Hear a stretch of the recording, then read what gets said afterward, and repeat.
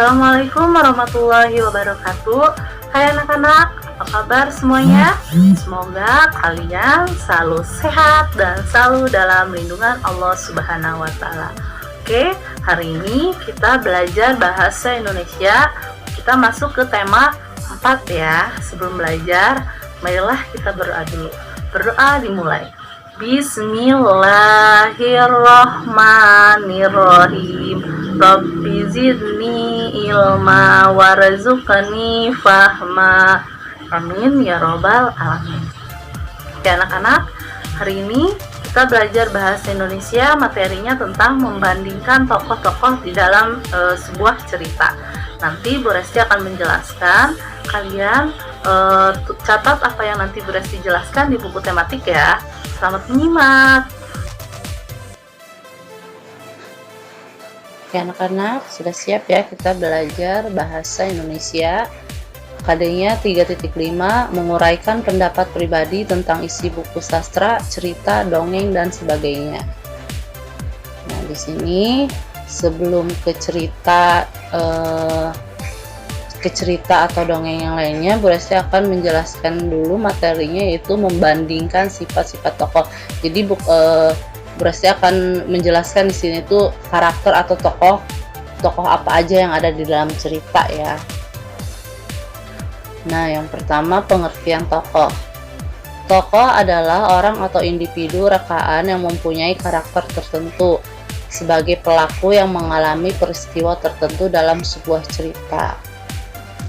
Selanjutnya di sini ada karakter perwatakan. Jadi dalam sebuah cerita atau tokoh ada beberapa karakter, diantaranya yaitu protagonis, antagonis, figuran, dan yang terakhir tritagonis. Nah, berarti akan menjelaskan satu persatu ya.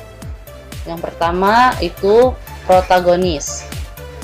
Sini kalian bisa membacanya ya. Tokoh protagonis adalah tokoh yang wataknya disukai pembacanya. Biasanya watak tokoh semacam ini adalah watak yang baik dan positif. Jadi protagonis itu watak atau tokoh yang baik-baik, yang jujur, yang suka menolong. Pokoknya pada intinya protagonis itu pemeran yang baik dalam sebuah cerita, yang pemeran yang baik. Selanjutnya antagonis. Antagonis adalah tokoh yang wataknya dibenci pembacanya. Tokoh ini biasanya digambarkan sebagai tokoh yang berwatak buruk dan negatif, ya.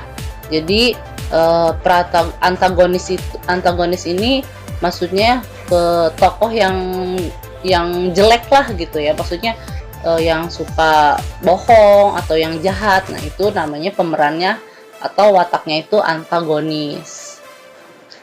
Selanjutnya figuran. Tokoh figuran adalah tokoh yang mendampingi tokoh utama atau protagonis. Umumnya tokoh figuran bersikap pelengkap dan tidak terlalu memegang peranan penting dalam dan hanya mendukung tokoh utama. Jadi tokoh figuran itu hanya pendamping si tokoh utama aja. Contohnya kalau di dalam cerita si Kancil yang cerdik, contohnya kan pemeran tokoh utamanya kan si Kancil contohnya.